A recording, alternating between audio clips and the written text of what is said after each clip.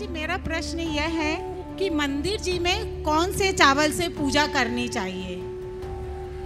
आज सुबह बताया था, कल बताया था? नहीं, आज सुबह बताया था महाराज जी, आपने हाँ बोला था अच्छा, शंका आपने पूछ समाधान लिया। में। हाँ, बहुत हाँ। अच्छा आपने फॉलो किया। हाँ। सुबह पूजन के टाइम बताया था। हाँ जी। देखिए, मंदिर में चावल चढ़ाना चाहिए, हमारा मूलभूत द्रव्य है अष्ट द्रव्य में, और चावल तो चढ़ाना ही चाहिए।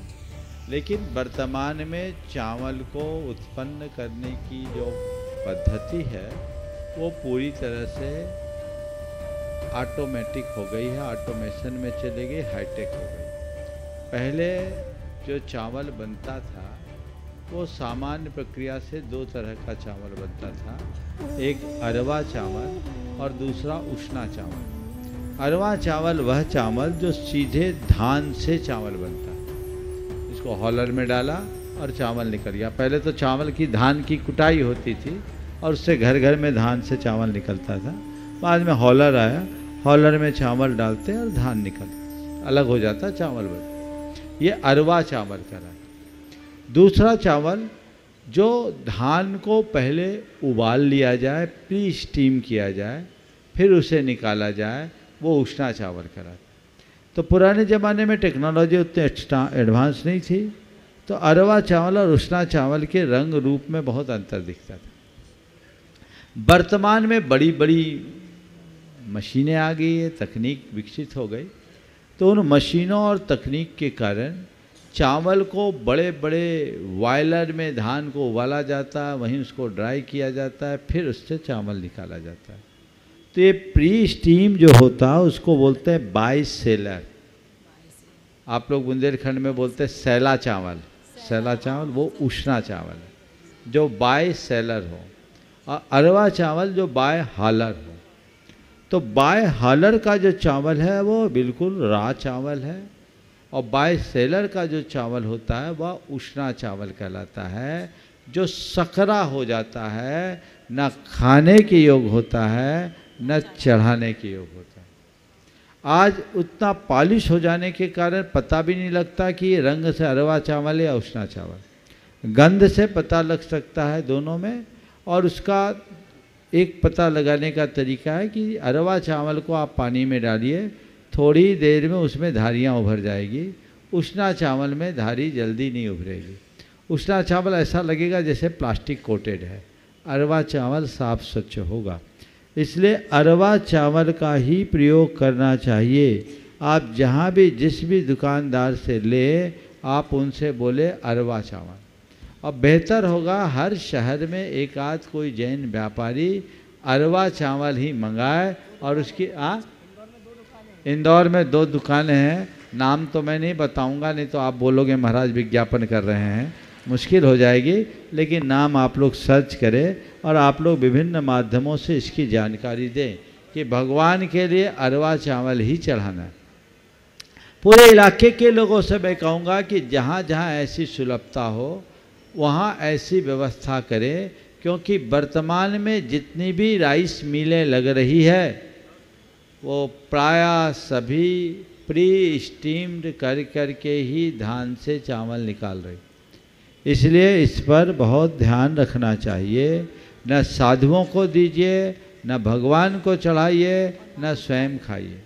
इसी क्रम में मैंने कहा था कि आजकल मुर्रा का प्रयोग होने लगा और साधु और व्रती को भी लोग देने लगे, और लोगों को ये बोला जाने लगा कि ये शुद्ध है।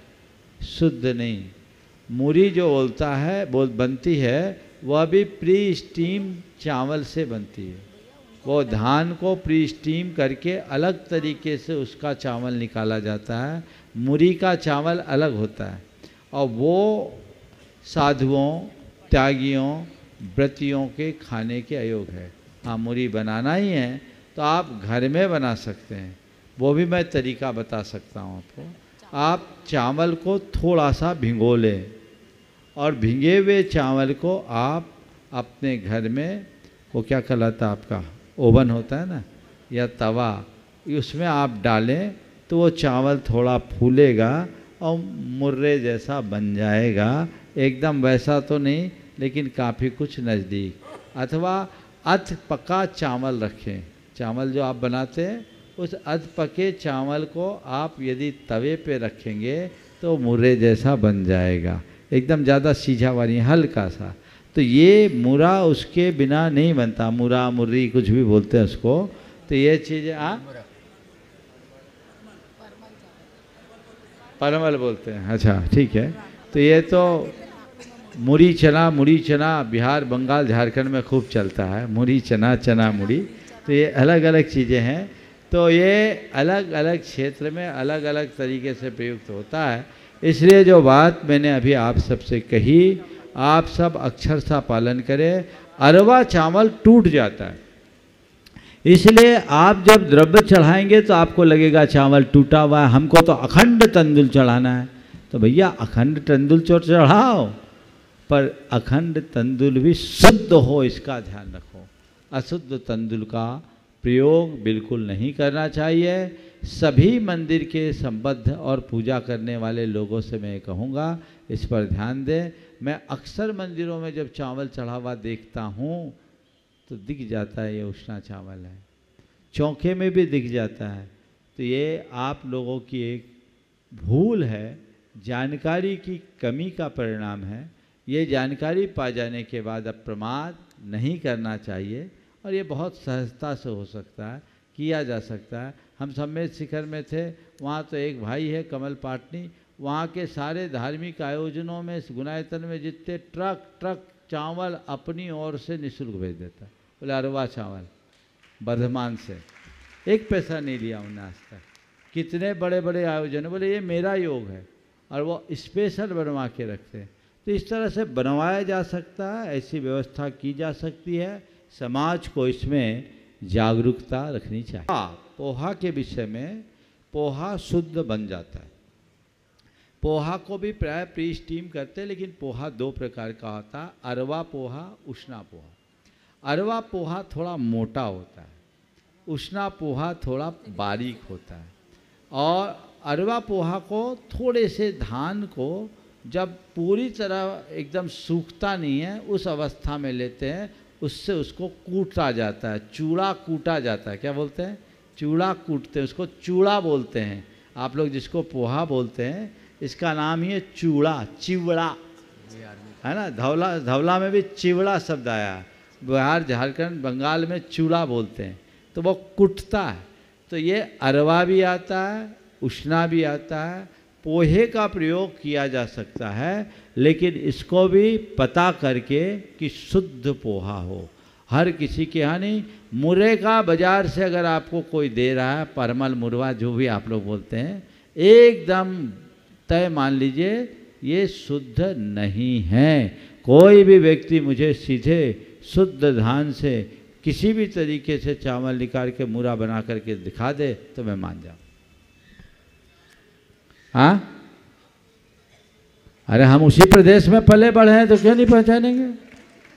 वो तो चावल का इलाका है, हमने देखा जाना है। और हम तो कई बार साधु बनने के बाद भी राइस मिलों में मिले, रुके। और मुरी वाला तो एक दिन मैं धुलियान से आ रहा था, दुमका के एक राइस मिल में रुका, वहाँ मुरी का चावल बन रहा था। उस राइस मिल में यही चावल बनाते। तो मैं पूरी, उसकी बहुत बड़ा प्लांट था, एक अग्रवाल भाई का था, वहाँ मैंने देखा, उससे पूरी प्रोसेस समझे। तो हम तो सीखते भैया, जहाँ जाते अपने मतलब की बात करते हैं। ये 2013 की बात बता रहा, जब उधर से आ रहे थे भागलपुर से, दुमका में हमारा रुकना हुआ। हाँ, आप थे ना, आप साथ में थे उस समय। और पूरा मुरी का चावल अलग निकल रहा था, पूरा मील देखते हैं।